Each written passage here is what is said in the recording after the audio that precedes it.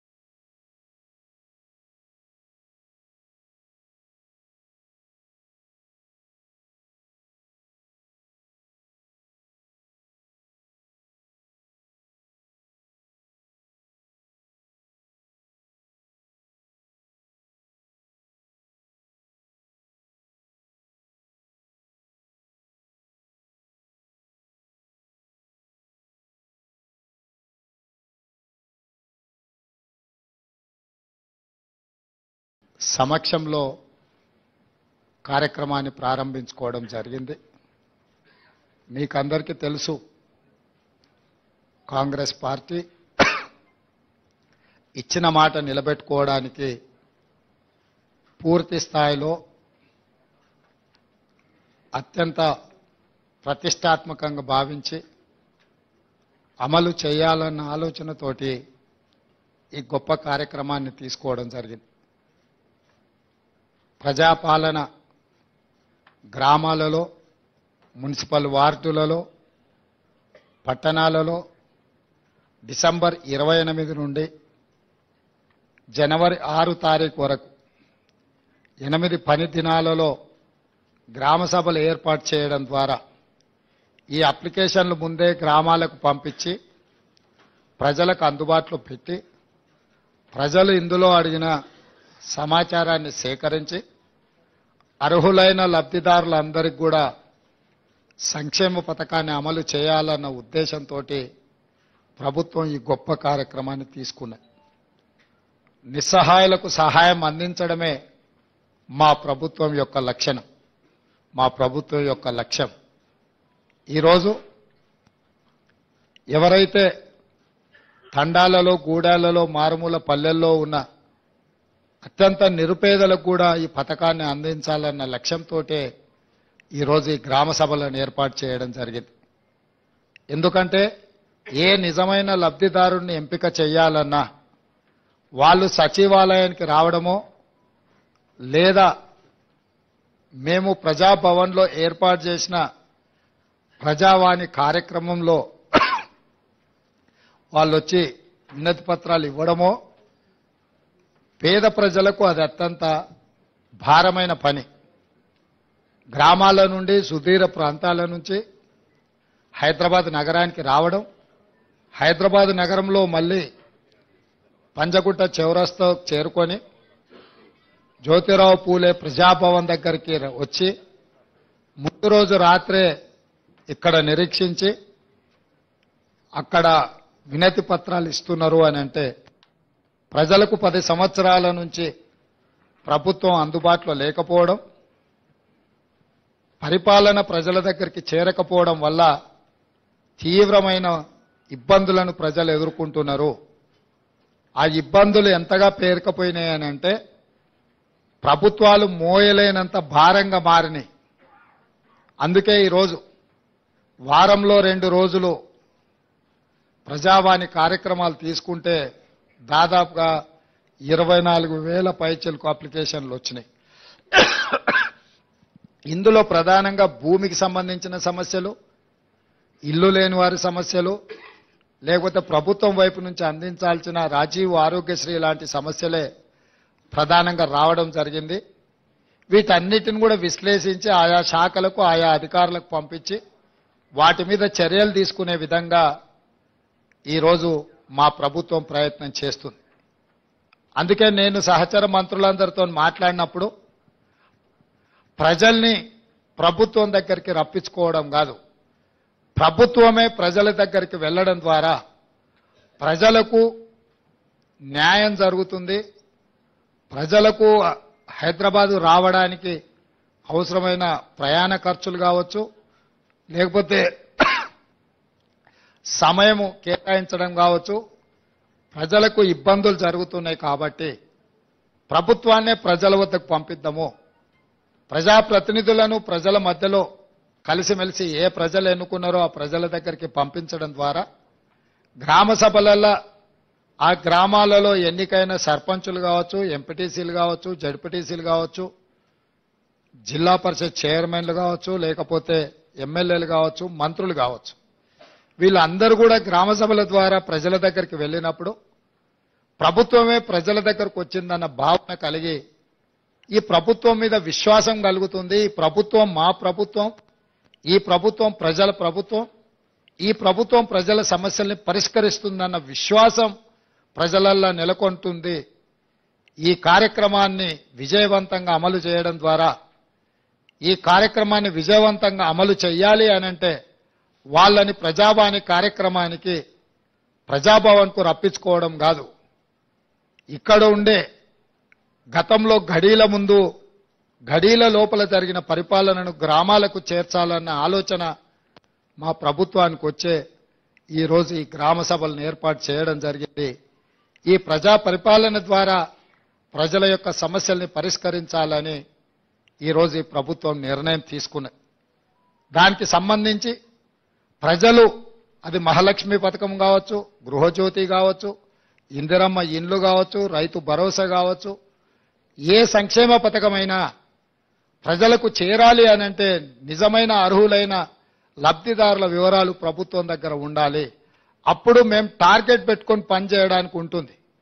For example 500 రూపాయలకు cylinder కావాలి అని ఈ కార్యక్రమంలో ఒక 50 లక్షల అప్లికేషన్లు వచ్చినాయి అనుకోండి.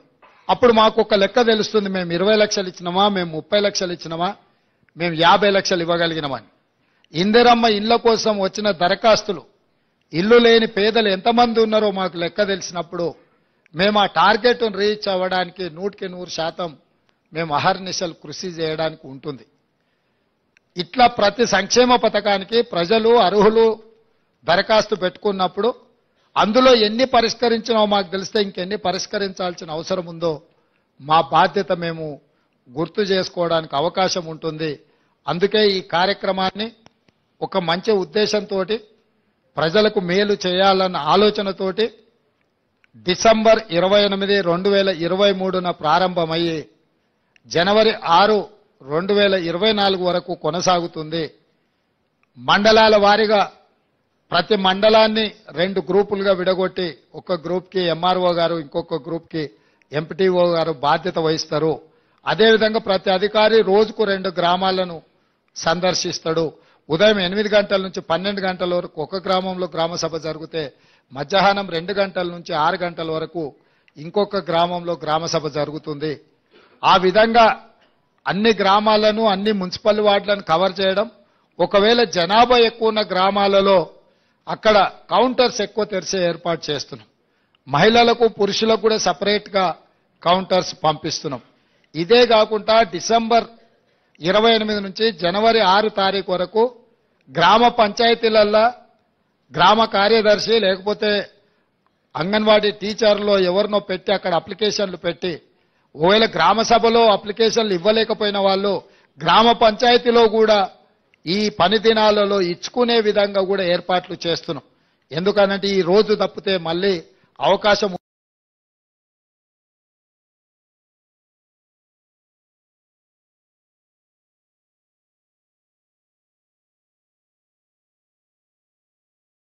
పంచాయతీలలో ఏర్పాట్లు చేస్తున్నాం. అదేవిధంగా భవిష్యత్తులో కూడా నిజమైన లబ్ధిదారులు ఎవరైనా అప్లికేషన్ పెట్టుకోకపోతే తర్వాత ఎంపీడీఓ ఎంఆర్ఓ ఆఫీసులలో కూడా వాళ్ళు ఇవి తీసుకెళ్లి ఇచ్చుకునే అవకాశం కల్పిస్తాం. ఎందుకనంటే ఈ వారం రోజులు దాటితే మళ్ళీ అప్లికేషన్ పెట్టుకోవడానికి అవకాశం ఉందో లేదో, మాకు వస్తుందో రాదో, ఈ ఒకవేళ అప్లికేషన్ పెట్టకపోతే రాదేమో అన్న ఆందోళన చెందాల్సిన అవసరం లేదు. ఈ స్పెషల్ డ్రైవ్ ఎందుకంటే మీ గ్రామాలకే ప్రభుత్వాన్ని పంపించాలన్న ఆలోచనతోటి, మీ గ్రామంలోనే మీరు ఎక్కడికి వెళ్లాల్సిన పని లేదు, మీరు ఎవరిని కలవాల్సిన పని లేదు, మీరు ఎవరి కోసమో ఎదురు చూడాల్సిన పని లేదు. ప్రభుత్వమే మీ దగ్గరకు వచ్చింది, మీ గ్రామానికి వచ్చింది, మీ వార్డుకు వచ్చింది, మీ మధ్యలో ప్రభుత్వం ఉంది. ఈ ప్రభుత్వం మీది, మీకోసమే ఏర్పడ్డ ప్రభుత్వం. అందుకే మీ దగ్గరికి రావాలన్న జవాబుదారీతనంతో గ్రామ సభలు ఏర్పాటు చేయడం ద్వారా ఈ ప్రభుత్వాన్ని గ్రామాలకు పంపిస్తున్నాము. గతంలో గడీల మధ్యలో జరిగిన పరిపాలనను గ్రామాల మధ్యకు తీసుకొచ్చి గ్రామ సభలు పెడతామని ఎన్నికల కంటే ముందు మేము మాట ఇచ్చినాం. ఆ మాట నిలబెట్టుకోవడానికి 100% మేము ప్రయత్నం చేస్తున్నాం. డిసెంబర్ 7 తారీఖు నాడు మేము బాధ్యత తీసుకుంటే జనవరి 7 తారీఖు లోపలనే ఈ లబ్ధిదారుల యొక్క వివరాలన్నీ సేకరించే ప్రయత్నాన్ని మా ప్రభుత్వం పూర్తి స్థాయిలో మేము పని చేస్తున్నాం. మీడియా మిత్రులకు కూడా నా సూచన, పూర్తిగా సహకరించండి. ఇది ప్రజల మేలు కోసం, ప్రజల బాగు కోసం, నిస్సహాయులకు సహాయాన్ని అందించడం కోసం తీసుకొస్తున్న పథకము. దీన్ని ప్రజలందరికీ చేరేసే విధంగా మీరు మీ బాధ్యతను నెరవేర్చండి. మీరు మేము కలిసి పనిచేస్తే ప్రభుత్వం యొక్క పథకాన్ని ప్రజలకు చేరవేయాలంటే అనుసంధానకర్తలుగా వ్యవహరించాల్సింది మీడియా మిత్రులే. ప్రజలకు ప్రభుత్వానికి మధ్యలో వారధిగా నిలబడండి. ఈ సమస్యల పరిష్కార సారథులుగా మారండి. ఈరోజు ఇక్కడ ఈ సచివాలయంలో లోపలికొచ్చి పత్రికా సమావేశాన్ని పెట్టుకోగలుగుతాం. మీరు మంత్రులతోని, ముఖ్యమంత్రులతోని కూర్చోగలుగుతారని మీరైతే భావించినరో లేదో కానీ ప్రజాప్రతినిధులుగా మేమే ఈ లోపలికి రాలేక పోలీసులు అడ్డుకుంటే అట్నుంచి అటే వెళ్ళిపోయినాం. మరి మీకు ఆ మార్పు కనిపిస్తుందో లేదో నాకు తెలియదు. ఖచ్చితంగా ఆ మార్పును మీరు చూస్తున్నారు. భవిష్యత్తులో ఇక్కడ ఇదే హాల్లో పూర్తి స్థాయిలో మా మంత్రివర్గ సహచరులు, ఉప ముఖ్యమంత్రి గారు, మేము కానీ ప్రభుత్వం వైపు నుంచి అధికారిక కార్యక్రమాలు ఏమైనా చేపట్టినప్పుడు ఇక్కడనే పత్రికా సమావేశాన్ని ఏర్పాటు చేయడానికి ఒక మీడియా కాన్ఫరెన్స్ హాల్ కూడా క్రియేట్ చేయమని చెప్పి మా చీఫ్ సెక్రటరీ గారికి మేము ఆదేశాలు ఇవ్వడం జరిగింది. తొందరలోనే ఇక్కడ మీడియా మందిరం ఉంటుంది. మేము స్వేచ్ఛనిస్తాము. మీరు దాన్ని దుర్వినియోగం చేయకుండా అందరూ సహకరించాల్సిందిగా, ఈ కార్యక్రమాన్ని ప్రజల దగ్గరికి తీసుకెళ్లాల్సిందిగా. మాకు తెలుసు ఢిల్లీలో కూడా నిన్న మీడియా మిత్రులు కలిసి వినతి పత్రం ఇచ్చారు. మీ సమస్యలు కూడా చాలా ఉన్నాయి, చాలా కాలం నుంచి పేరుకపోయినాయి. తొందరలోనే వాటన్నిటి మీద కూడా దృష్టి పెడతాము. ఎవరూ ఆందోళన చెందాల్సిన పని లేదు. ఈ ప్రభుత్వం మీది, మీకోసం పనిచేస్తుంది, ప్రజల కోసం పనిచేస్తుంది. ప్రజలకు పనిచేసే విధంగా మీరు మాకు సహకరించాల్సిందిగా కోరుకుంటున్నాను.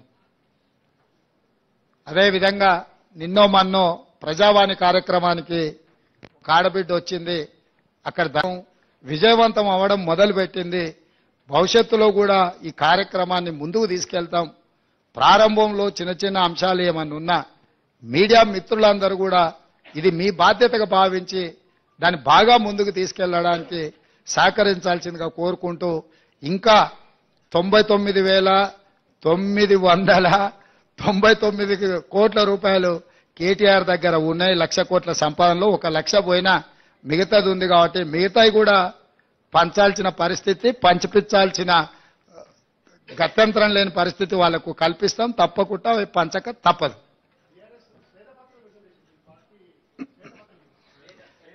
ఇప్పుడు నేనేమంటున్నా అంటే, ఆ రోజు అసెంబ్లీలోనే నేను చెప్పిన, నువ్వు మేనేజ్మెంట్ కోటాలు వచ్చినోడువయ్యా, నీకేం తెలియదు, ఊరికే అరవడం వల్ల ఏం ప్రయోజనం లేదని. మొత్తం సభ నడిచిన తీరు మీరు చూసిరు కదా. బాబా బామర్దుల తాపత్రయం తప్ప ఒక్క సభ్యుడన్నా లేచి వీళ్ళు మాట్లాడుతున్న దాన్ని సమర్థించినరా? శాసనసభలో జరిగిన చర్చలన్నీ తీసుకోరు. వాళ్ళిద్దరే ఆరాట పడుతున్నారు, వాళ్ళిద్దరే పోరాటం చేయాలని చూస్తున్నారు. మిగతా ఎవ్వరు వాళ్ళతో కలిసి రాలే. అక్కడ అన్ని గంటలు వాళ్ళకి అవకాశం ఇచ్చినాం చర్చించడానికి. వాళ్ళు ఎంతసేపు అడిగితే అంతసేపు మైక్ ఇచ్చినాం. మా అందరికీ ఎంత తీసుకున్నాం అంతకంటే ఎక్కువ వాళ్ళకి అవకాశం ఇచ్చినాం. సో అక్కడ చెప్పలేంది ఇంటి దగ్గర పోయి ఆయన మాట్లాడుతుండు. వెనకడికి ఎవరో ఇద్దరు దంచుతున్నారట. ఆ దంచుడు ఎట్లుందనంటే రోళ్ళకెళ్ళి నిప్పులు ఇట్లా ఎగురుతున్నాయి. ఇక ఆ దంచడం చూసి అందరు అబ్బా ఏం దంచుతురు అని అందరు చప్పట్లు కొడుతూనే ఉన్నారు భజన పార్లందరూ. ఓ అరగంట అయినాక పెద్దావిడ మిసలావిడ అట్లకెళ్ళి పోత చూసి అరే ఆ రోల్లో జొన్నలు లేవు సజ్జలు లేవు ఎందుకు ఎగిరెగిరి దంచుతురు ఎంత దంచినా అలచిపోడు తప్ప దాంతో వచ్చేది ఏం లేదని చెప్పినాడు. అసెంబ్లీలో కూడా హరీష్ కేటీఆర్ దంచుడు గట్లు ఉన్నది. ఆడ విషయం లేదు, ఎగిరెగిరి దంచినా ఎగరకుట్ట దంచినా ఆడున్నది అంత గంతే. మేము ఉన్న వాస్తవాలు అక్కడ బయట పెట్టినాం. మా ఆర్థిక మంత్రి గారు మా ఉప ముఖ్యమంత్రి గారు వాస్తవాలను అక్కడ టేబుల్ చేసి మీరు ఏమేం చెప్తారో చెప్పండి అని చెప్పి రోజంతా సమయం ఇచ్చినాం. అక్కడ చెప్పాల్సింది చెప్పకుండా ఇంటికాడికి పోయి మళ్ళేదో కొత్త దుకాణం తెరిచాను. వాళ్ళ దగ్గర ఉన్న ఆస్తి ప్రజల యొక్క రక్త మాంసాలను పీల్చి పిప్పి చేసి సంపాదించుకున్న సంపద ఈరోజు వాళ్ళు తింటున్నారంటే అది రక్తపు కూడు, అది శ్వేతపత్రం కాదు. మా వాళ్ళు ఏం చెప్పిండ్రు, నిజంగా ఉపయోగపడే వాటి అన్నిటినీ కూలగొట్టి మళ్ళీ నిర్మించిండ్రని అన్నారు. ఫర్ ఎగ్జాంపుల్ ఈ సచివాలయమే తీసుకో. గతంలో ఉమ్మడి రాష్ట్రానికి ఉపయోగపడ్డ సచివాలయం 2012లో ఎల్ఎన్టీ కంపెనీ కట్టిన భవనాలు అన్నీ ఉండే 12 లక్షల స్క్వేర్ ఫీట్ ఉండే ఆ రోజు. ఆ రాష్ట్రం తరలిపోయినాక మొత్తం మనకు ఉపయోగంలో ఉండి ఇంకా అవసరమైతే ఇంకా కొన్ని హాస్పిటల్స్కో కొన్ని ప్రభుత్వ కార్యాలయాలు కూడా ఎక్కడెక్కడ కిరాయికునో వాటి అన్నిటిని ఇక్కడ తరలించి పెట్టుకోవడానికి అవకాశం ఉండే. ఒకవేళ ఇది మీకు అచ్చిరాలే, దీన్ని ఏ ప్రభుత్వ ఆసుపత్రిగానో మార్చి కొత్త ఖాళీ జగాలో ఈ సచివాలయాన్ని కట్టినుంటే ఇది ఉపయోగపడుతుండే, అది ఉపయోగపడుతుండే. ఇక్కడ అన్ని రకాల వసతులతో ఉన్న భవనాలను కూలగొట్టి కొత్తటి కట్టి ఆస్తి సృష్టించినమంటారు. అక్కడ కూడా ఉన్న భవనాలన్నీ కూలగొట్టి కట్టిను. ఎక్కడైనా ఉన్నదాన్ని కూలగొట్టి కొత్తది కడుతుందంటే ఉద్దేశం ఏందో మనం అర్థం చేసుకోవాలి. అంతెందుకు నేను కొత్త బండ్లు కొనను ఖర్చు పెట్టానని చెప్పిన. మీకు తెలవాల్సింది ఏంటంటే 22 ల్యాండ్ క్రూజర్లు కొని కొత్తవి దాచిపెట్టారు. నేను సీఎం అయినాక 10 రోజుల వరకు నాకే తెలియదు. నేను పాత బండ్లు ఏదో అడ్జస్ట్ చేసి అన్ని రిపేర్లు చేయండి చూసి ఇచ్చేయండి అని నేను చెప్తుంటే చిన్న ఒక అధికారి వచ్చి షోలో చెప్తున్నాడు, సార్ పోయినసారి 22 ల్యాండ్ క్రూజర్లు కొన్నాడు, అన్ని విజయవాడలో దాచిపెట్టినాం సార్, కొత్త ప్రభుత్వం ప్రమాణ స్వీకారం చేయగానే అన్ని తెద్దాం అనుకున్నాం. ఆయన నెత్తి మీద దరిద్రం ఉండి ఆయన ఇంటికి పోయింది సార్ 22 కొత్త ల్యాండ్ క్రూజర్లు. నేను అసలు ఇన్ని వందల వేల వాహనాలు ఉన్నప్పుడు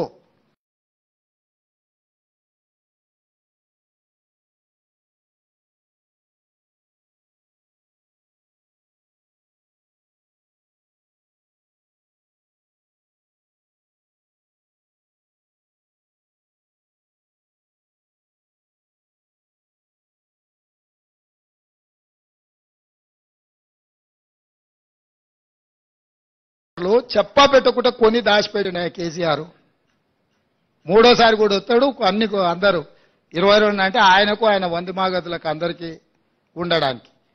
ఇట్లాంటివి ఆయన సృష్టించిన సంపద. అది ప్రభుత్వ ఆస్తి తీసుకోకుండా వెళ్ళిపోతే కావాలంటే మీరు కూడా తిరగండి, ఇస్తాం అట్లా రౌండ్ కొట్టిరండి.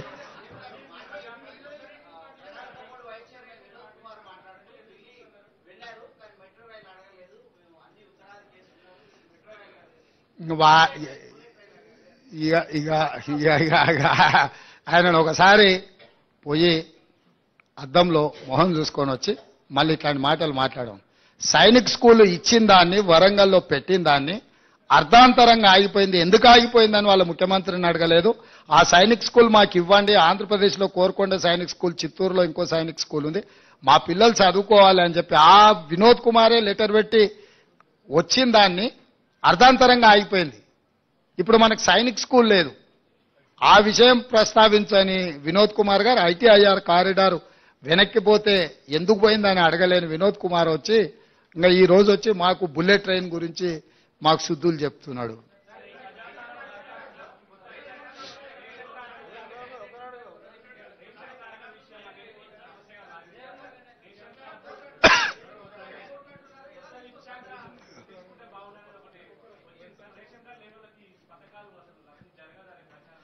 రేషన్ కార్డులు లేకుండా పథకము రావడం కష్టం, కానీ రేషన్ కార్డులు ఇస్తాం కదా.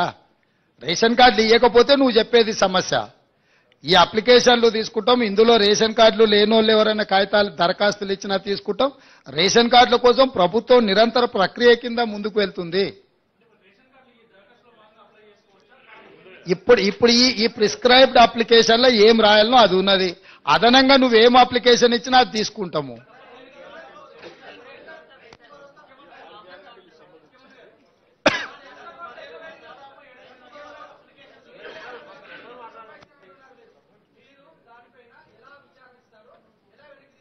ఏంటిది?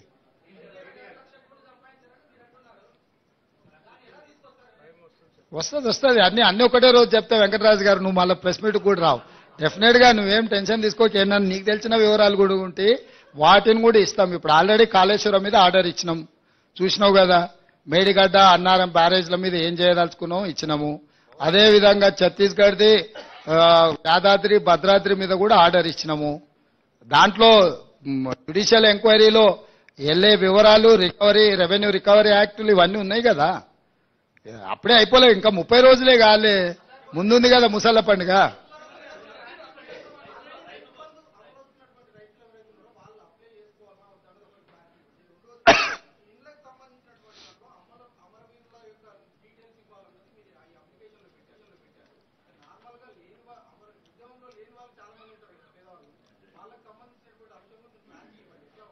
ఇప్పుడు అందులో ఇచ్చిన క్లారిటీ చదువుకొని అవి దాని తర్వాత ఏమైనా సమస్యలు వస్తే డెఫినెట్ గా వాటి అన్నిటిని కూడా పరిష్కరించే బాధ్యత చేస్తాం. ఇప్పుడు అదే చెప్తున్నా, 30 రోజులే కాలేదు. ఈ రోజు ఏమేమి అడుగుతున్నాం ఆ వివరాలు ఇవ్వండి. అవి కాకుండా మిగతా సమస్యలు వాళ్ళు విజ్ఞాపన పత్రాలు ఇచ్చుకోవడానికి సపరేట్ కౌంటర్ పెట్టినాం అక్కడ. ఆ కౌంటర్లో మీరు ఏమిచ్చినా తీసుకుంటే, ఇప్పుడు ప్రజావాణిలో ఎట్లయితే తీసుకుంటున్నామో గ్రామ సభలలో రేషన్ కార్డు లేని వాళ్ళు కావచ్చు, ఇతరత్ర సమస్యలు ఉన్న వాళ్ళు కావచ్చు, లేకపోతే వాళ్ళ భూమి విషయంలో వారసత్వంగా ఒకవేళ బదిలీ కాని సమస్యలు ఉండొచ్చు. ఏం సమస్యలు ఇచ్చినా కూడా అక్కడ దరఖాస్తు తీసుకుంటాము. ఇప్పుడు నీకేం సమస్య ఉన్నదో నేను కొన్నిసార్లు గుర్తించాను, నువ్వు రాసిస్తే ఆ సమస్యను సంబంధిత అధికారులు విచారణ చేస్తారు, వాటి ద్వారా పరిష్కారం చూపిస్తాం.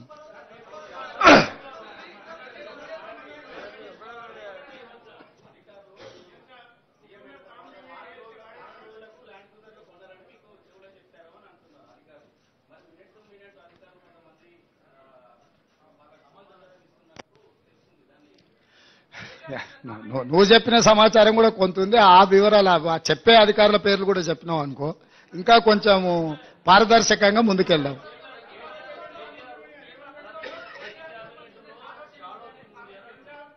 మంచిదే కదా, షాడో టీం ఎందుకు? నిన్నటి వరకు మీరే మంత్రులు కదా, నిన్నటి వరకు మీరు మంత్రులు చేసిన వాళ్ళు మీ దగ్గరనే ఉన్నారు కదా, ఓడినా గెలిచినా. వాళ్ళనే షాడో మినిస్టర్స్ గా పనిచేయమని ఉంటారు. మంచిదే కదా, ఇన్ని రోజులు పని చేయలేదు, ఒళ్ళొంచలేదు. ఇప్పుడన్నా ఒళ్ళొంచే పని చేయండి. షాడో మినిస్టర్ ఉంటే తప్పేముంది?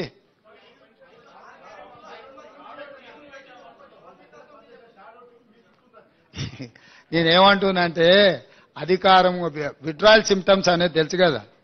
అంటే మా కొడంగల్ ప్రాంతంలో లేకపోతే నారాయణపేట ప్రాంతంలో కొన్ని ప్రాంతాలలో కల్తీ కళ్ళు ప్రభావం కొంచెం ఎక్కువ ఉంటుంది. మత్తు కళ్ళు అంటారు కదా, మందుకళ్ళు తాగినోడు సడన్ గా మందుకళ్ళు దొరకకపోతే ఆ పిచ్చి పిచ్చి చేష్టల్ని తట్టుకోవడానికి కుటుంబ సభ్యులే మంచాన్ని కట్టేస్తారు తాళ్ళు పెట్టి. అధికారం పోయిన విడ్రాయల్ సిమ్టమ్స్ తోని కేటీఆర్ అట్లా మాట్లాడుతుండు. కొంతకాలం అతన్ని తాళ్ళు పెట్టి మంచాన్ని కట్టాల్సిన పరిస్థితి ఉంటది. ఈ అన్నిటిని మేమేం తప్పు అర్థం చేసుకోము. ఎందుకంటే అధికారం కోల్పోయిన బాధలోనో భయంలోనో రకరకాలుగా మాట్లాడుతుంటారు. షాడో టీం ఎందుకు? అసెంబ్లీలో నీకే మైక్ ఇచ్చి నువ్వే సూచన చేయి, నువ్వే సలహా చేయి, మేము తీసుకున్న నిర్ణయాలను విశ్లేషణ చేయమని బాహటంగా అసెంబ్లీలోనే అవకాశం ఇస్తుంటే మళ్ళీ ఇంక వెనకంగా షాడో టీం పెట్టేదేముంది? స్టార్ట్ అయింది కదా, ఇంకా అది ఇప్పుడే మొదలైంది కదా. అవి కాలేజీలలో చేయాల్సింది, గ్రామాలలో కాదు. కాలేజీలు మళ్ళీ నెక్స్ట్ అకాడమిక్ ఇయర్ స్టార్ట్ అయింది కదా, ఆ కాలేజీలలోనే కౌంటర్స్ ఓపెన్ చేసి డైరెక్ట్ అక్కడనే తీసుకుంటాం.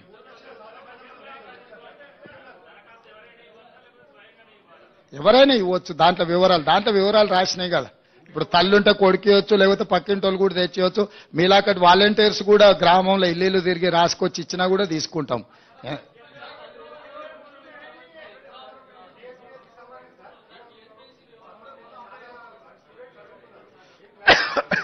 టీఎస్పీఎస్సీ విషయంలో మేము కూడా మీ దృష్టికి తీసుకురావాల్సిన అవసరం ఉంది, నిరుద్యోగ యువకులకు చెప్పాల్సిన అవసరం ఉంది. పరీక్షలు నిర్వహించడం కానీ పరీక్షా ఫలితాలను ప్రకటించడం కానీ ఉద్యోగ నియామక పత్రాలు ఇవ్వాలంటే తెలంగాణ పబ్లిక్ సర్వీస్ కమిషన్కు చైర్మన్ ఉండాలి. చైర్మన్ లేకుండా ఈ ప్రక్రియ ఏది జరగదు. ఇది న్యాయపరంగా చెల్లదు, అక్కడ ఉన్న చట్టం కూడా అనుమతించదు. ఇప్పుడు ఉన్న చైర్మన్ గారు మిగతా సభ్యులు రాజీనామా పత్రాలు సమర్పించారు. గతంలో గవర్నర్ గారికి వచ్చిన ఫిర్యాదుల మేరకు వారు కొన్ని నిర్ణయాలు తీసుకోవడానికి రాష్ట్రపతి అనుమతి అడగడము, రకరకాల వివిధ స్థాయిలలో అవి పెండింగ్ లో ఉన్నాయి. వాటిని ఒక్కసారి పరిశీలించిన తర్వాత న్యాయ నిపుణుల సలహా తీసుకొని వీళ్ళని ఆమోదిస్తామన్నారు. కొత్తగా చైర్మన్ సభ్యులను నియమించుకొని పారదర్శకంగా నిర్దిష్టంగా నియామకాలు జరుగుతాయి. ఎవరు ఏ గందరగోళ పడాల్సిన అవసరం లేదు, ఏ విద్యార్థులు ఆందోళన చెందాల్సిన అవసరం లేదు. ఇవాళ ప్రశ్నాపత్రాలు పల్లి బఠానీలలాక జిరాక్స్ సెంటర్లో అమ్మకాలు జరిగినప్పుడున్న చైర్మన్లు మెంబర్ల మీద నిరుద్యోగ యువకులకు విశ్వాసం లేకపోవడం, నిర్వహించిన పరీక్షలు అన్నిటిని కూడా రద్దు చేయడం, రకరకాల గందరగోళ పరిస్థితుల్లో ఈరోజు విద్యార్థులు నిరుద్యోగ యువకులు ఉన్నారు. కాబట్టి వాళ్ళు ఆల్రెడీ గవర్నర్ గారికి రాజీనామాలు సమర్పించారు. నాకు తెలిసి నెక్స్ట్ 4-5 రోజుల్లో గవర్నర్ గారు వీటి విషయంలో నిర్ణయం తీసుకోబోతున్నారు. వారు నిర్ణయం తీసుకున్న ఎంబడే వేగంగా కొత్త బోర్డును నియామకాలు చేపడతాము. చేపట్టిన ఎంబడే పోటీ పరీక్షలు నిర్వహిస్తాము. పోటీ పరీక్షల ఫలితాలను ప్రకటించి పారదర్శకంగా సంవత్సరం తిరిగే లోపల డిసెంబర్ 9, 2024 లోపల క్యాలెండర్ డేట్ మేము రిలీజ్ చేసినాము. ఖచ్చితంగా సంవత్సరం తిరిగే లోపల 2 లక్షల ప్రభుత్వ ఉద్యోగ ఖాళీలను భర్తీ చేస్తాము. పారదర్శకంగా చేయడానికి అవసరమైన నిర్ణయాలు, సాంకేతికపరమైన న్యాయపరమైన అంశాలను పూర్తిగా విశ్లేషించుకొని ముందుకెళ్తుంది ప్రభుత్వం. రేవంత్ సాబ్ సీఎం గారు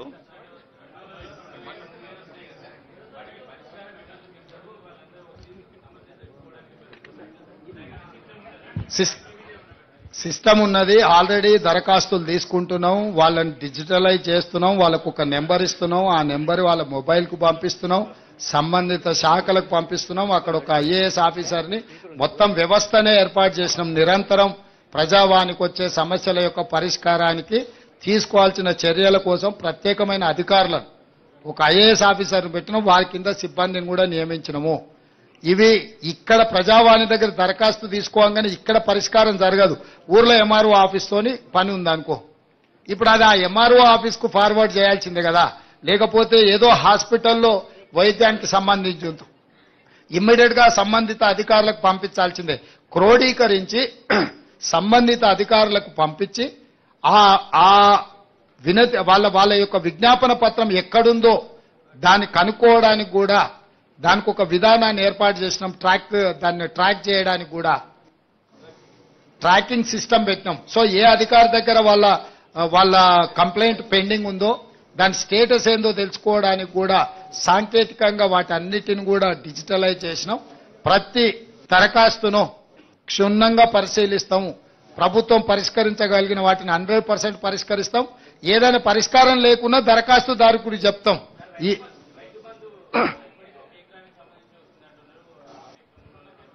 అయ్యా, పోయిన సంవత్సరం కానీ గత సంవత్సరం కానీ డిసెంబర్ 28కి మొదలయ్యి మార్చి వరకు పేమెంట్లు వేసిండ్రు. ఈసారి డిసెంబర్ 9 నాడే పేమెంట్లు వేసినాం. మీరు గతంలో చూడండి, ప్రతి సంవత్సరము ఎప్పుడు రైతు బంధు పథకం ఖాతాలో పడ్డది, ఎప్పటి వరకు ఇచ్చుకుంటూ వచ్చిండ్రు. చాలా విచిత్రంగా అప్పుడే అది ఇయ్యలేదు, అప్పుడే ఇది ఇయ్యలేదు. బాబామర్దులు ఇద్దరు తోకదగిన బల్లులాక వాళ్ళ దుంకులాట ఏందో నాకు అర్థం కాలే. పోయిన సంవత్సరం కూడా డిసెంబర్ 20 నాడు మొదలు పెట్టారు. మార్చి 31 వరకు రైతు బంధు పథకం ఖాతాల పైసలు వేసుకుంటూనే పోయినరు. అన్ని ఖాళీ చేసిపోయినరు నాయన, మొత్తం ఏంది లేదు. వచ్చి చూస్తే ఖాళీ గిన్నెలే కనిపిస్తున్నాయి. మేము లంక బిందెలు అనుకొని వస్తే ఖాళీ కుండలు కనిపిస్తున్నాయాడా. ఇక దాన్ని అంతా సరిదిద్దాలి సంసారం ఇప్పుడు. సీఎం సార్ బోలో. సీఎం సార్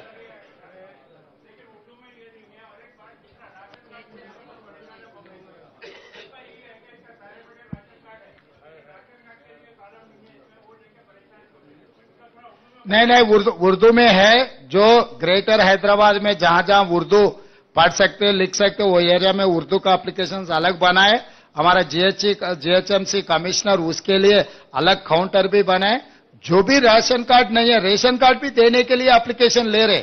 जिसका जिसका रेशन कार्ड है, जिसका जिसका वो आधार कार्ड है, वो जिसका जिसका घर का जरूरी है, जो भी जरूरी है उसमें लिखा दे।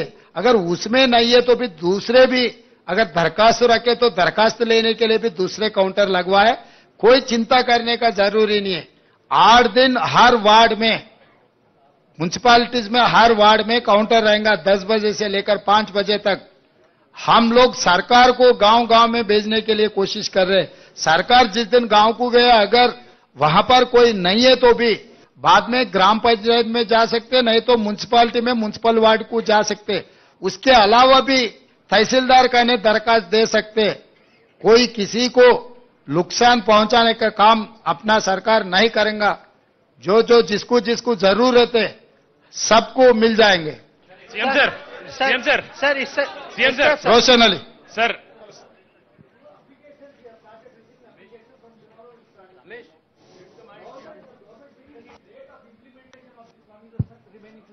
once I get all this information, I will start. You need not to worry. I have a 100 days period. So this is only 30 days. Till January 7th is my first tenure. So I have 2 more quarters. CM sir, CM sir, sir, Rahul, sir,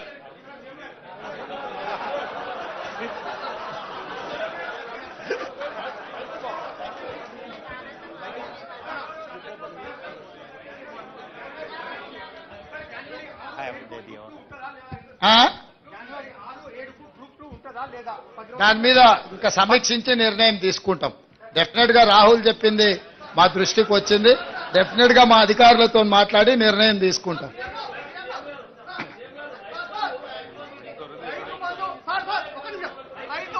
Rythu Bandhu 100 ఎకరాలకు ఇవ్వడం సాధ్యమవుతుందా కాదా?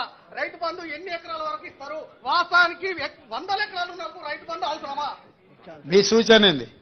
Sir 100 ఎకరాలు ఉన్న వాళ్ళకి minimum limited పెట్టండి. Chief secretary గారు వారి పేరు వారు ఇచ్చిన సూచన రాసుకోండి, ఎగ్జామిన్ చేద్దాం.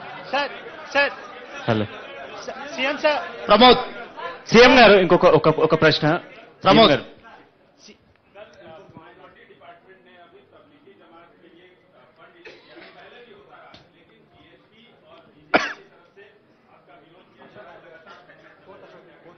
भाई ये पहली बार किए सो नहीं है, ये आखिरी बार भी नहीं है।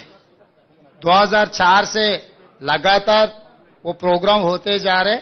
वो सिलसिले में अभी ये सरकार भी वही निर्णय लिए। कोई चिंता करने का जरूरी नहीं है। हम लोग पूरा इसका पर्यवेक्षण करने वाले हैं. yes, సీఎం గారు ఒక उमा నిమిషం. Please, Yes. Uma NDTV. My question is also related to the Raitu Bandhu thing. Are you thinking of a ceiling on Raitu Bandhu? This Raitu Bharosa scheme is only for tenant farmers, or landed farmers also once again need to apply so that you can review all the applications and know whether bigger land holdings will also be getting the same Raitu Bandhu as it continues till now. Uma, what is your out of your expense? What is your suggestion? Suggestion is that there should be a ceiling. It's not for me to suggest, it's for your government to decide. Yeah, you are part of the government. I am welcoming you to share your views in this government. Okay, I certainly believe that there should be a ceiling on Raitu Bandhu, on the land ownership, because that's something that is draining your exchequer hugely. You will be able to implement many more of your promises to the poor if you go with Raitu. As of now, there is no ceiling. Definitely, we will discuss in the floor of assembly next budget session. Then we will take a call with building consensus with all opposition parties. Then we will take a final call. Suggest sir ఇస్తారు sir.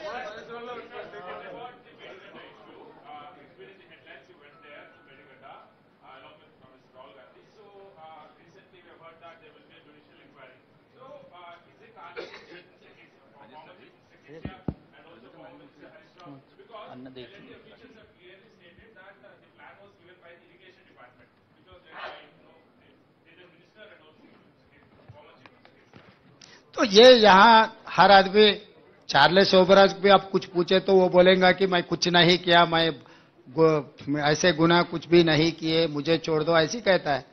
तो इसमें कौन गुनहगार है, कौन क्या किए, कौन कहां से लूटे, ये सब सारे इंक्वायरी इसीलिए डाल रहे कि जुडिशियल इंक्वायरी इसीलिए बना रहे कि कौन कौन जिम्मेदार है।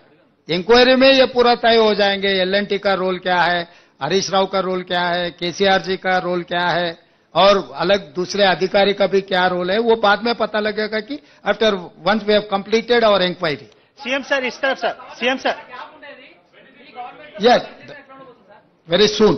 सीएम सर ఆశిష్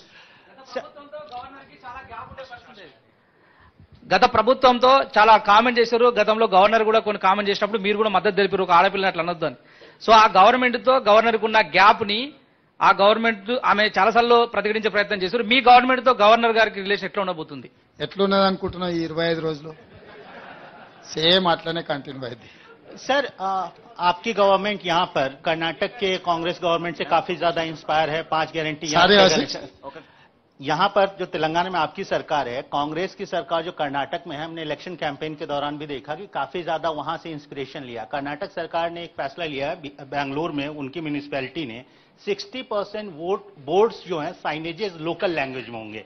आपकी क्या राय है? तेलंगाना में हैदराबाद शहर में भी ये चीज होना चाहिए। प्लस उनका कहना है कि 70% लोकल को इंडस्ट्रीज में अपॉइंटमेंट मिलना चाहिए। इन दो इश्यूज पे आपका व्यू क्या है? और सेकंड मेरा क्वेश्चन सर, आपने और डिप्टी चीफ मिनिस्टर साहब ने प्राइम मिनिस्टर से मुलाकात की है, उसका एजेंडा क्या था, क्या बातचीत हुई? एजेंडा तो सीधा सीधा कल ही पत्रकारों को पूरा एक्सप्लेन किए हमारा डिप्टी चीफ मिनिस्टर। हमारा कोई हिडन एजेंडा नहीं है, हमारा लोगों के ऊपर कोई कुछ केस नहीं है, कुछ लूट मार किए सो वाले माफ करने के लिए झुकने का भी नहीं है। हम सीधा गए, हमारे दरखास्त दिए तेलंगाना जनता के तरफ से। प्राइम मिनिस्टर ने आश्वासन दिलाया कि भाई सरकार, केंद्र सरकार, प्रदेश सरकार के लिए अच्छा मदद देंगे, तो we are expecting that support.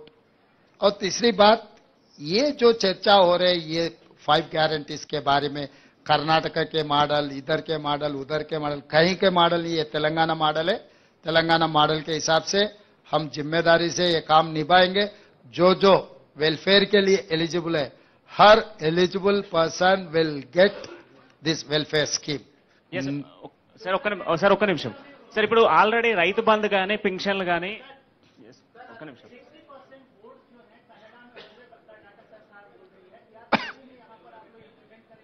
अरे भाई हमेशा यहाँ पर 90% तेलुगु में बोर्ड है. We need not to worry about Telugu, Urdu, English, क्योंकि हर दुकान में मैं जो देखते जाता हूँ तेलुगु में है. अगर कहीं भी कुछ ऐसा प्रॉब्लम है तो हम रेक्टिफाई कर देंगे, उसमें कोई चर्चा करने का कोई इतना जरूरी नहीं है. సార్ ఇప్పుడు రైతు బంధు కానీ పెన్షన్లు కానీ ఆల్రెడీ లబ్ధిదారులు ఉన్నారు, వాళ్ళు మళ్ళీ రీఅప్లై చేసుకోవాలా? సార్ 1 సెకండ్ సీఎం గారు, ఏంటి పెన్షన్ ఆల్రెడీ డాటాలు ఉన్నారా నాయన, దాంట్లో ఎవరు కావాల్సి ఉన్నా వాళ్ళు ఎవరు అప్లికేషన్ ఎవరికైతే కావాలనో వాళ్ళని అప్లికేషన్ పెట్టుకో అని చెప్పినాం. వాళ్ళు ఎవరు అవసరమైతే వాళ్ళు అప్లికేషన్ పెట్టుకుంటారు. దాంట్లో నీకెందుకు కన్ఫ్యూజన్ ఉందో నాకు అర్థం కాలేదు. సీఎం గారు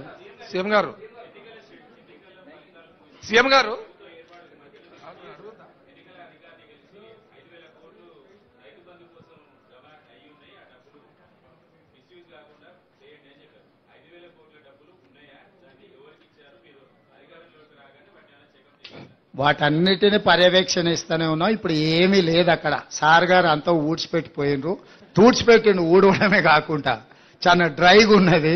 వాటన్నిటిని కూడా సమీక్షిస్తున్నాం. అందుకే కేంద్రం నుంచి రావాల్సిన నిధుల కోసం కూడా అక్కడికి వెళ్ళి కలిసినాము. వాటన్నిటిని పర్యవేక్షించుకొని అందుకే మీకు శ్వేతపత్రం ఇచ్చినాం. ఎందుకు చెప్పాల్సి వచ్చింది అన్ని వివరాలు? మనం ఎక్కడి నుంచి మొదలు పెడుతున్నాం? వెనకటికి పెద్దోళ్ళు చెప్పి రేట్లు వేసినా లెక్క పెట్టేయమని. సో ఈ కేసీఆర్ ఎవరికేమి ఇచ్చిండో ఎక్కడ ఏముందో కూడా చెప్పని పరిస్థితి ఉన్నందుకే ఈరోజు శ్వేతపత్రం విడుదల చేసినాము.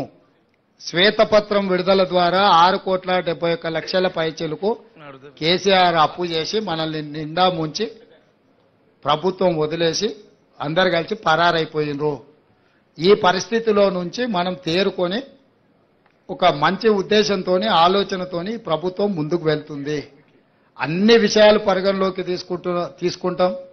ఎక్కడెక్కడైతే రాబడులు ఉన్నాయో వాటన్నిటిని కూడా తెచ్చుకుంటాం. భేషజాలకు వెళ్లాల్సిన పని లేదు. కేంద్ర ప్రభుత్వం నుంచి మనకు రావాల్సిన నిధులు ఏమన్నా ఉంటే వాటిని తెచ్చుకుంటాం.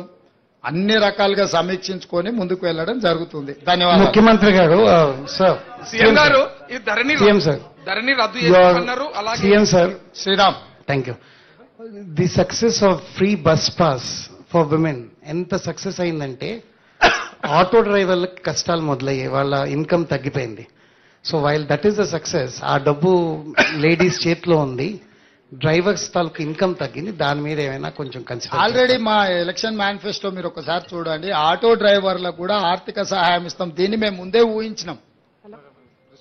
ఇది జరిగితే వాళ్ళకి ఏదైనా ఇబ్బంది జరుగుద్ది, నష్టం జరుగుద్దన్న ఆలోచన ముందే మా మేనిఫెస్టో కమిటీ చైర్మన్ గారు శ్రీధర్ బాబు గారు గుర్తించే మా ఎలక్షన్ మేనిఫెస్టో కమిటీలో ఆటో డ్రైవర్లకు ఆర్థిక సహాయాన్ని అందిస్తామని చెప్పినాము. స్పష్టంగా ఆటో డ్రైవర్లను కూడా అందరి వాళ్ళ వివరాలు సేకరిస్తాం, వాళ్ళకు కూడా ఆర్థిక సహాయాన్ని అందించే ప్రయత్నం చేస్తాం.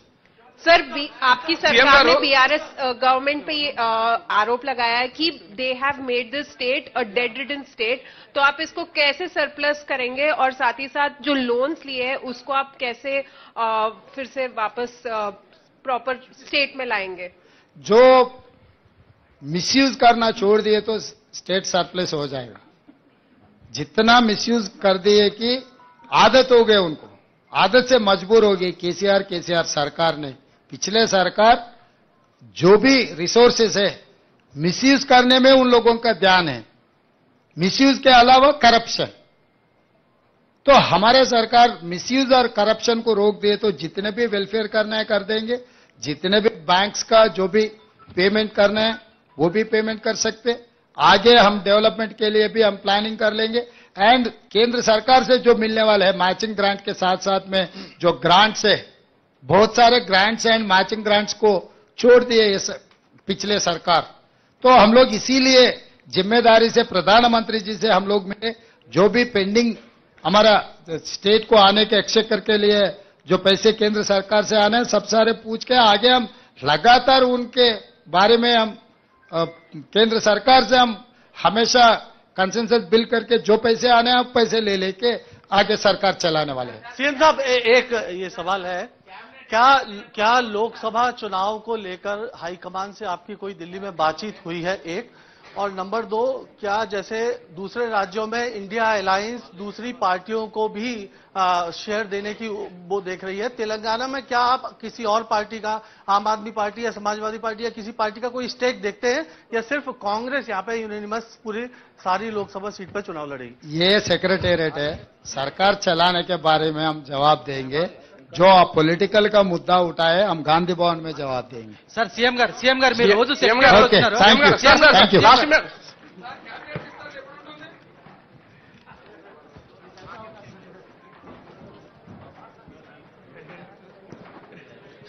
I request Sri Samdeep Kumar Sultania sir, Principal Secretary Peer and Audit. Yeah. అందరికి హృదయపూర్వక ధన్యవాదాలు. Government of Telangana is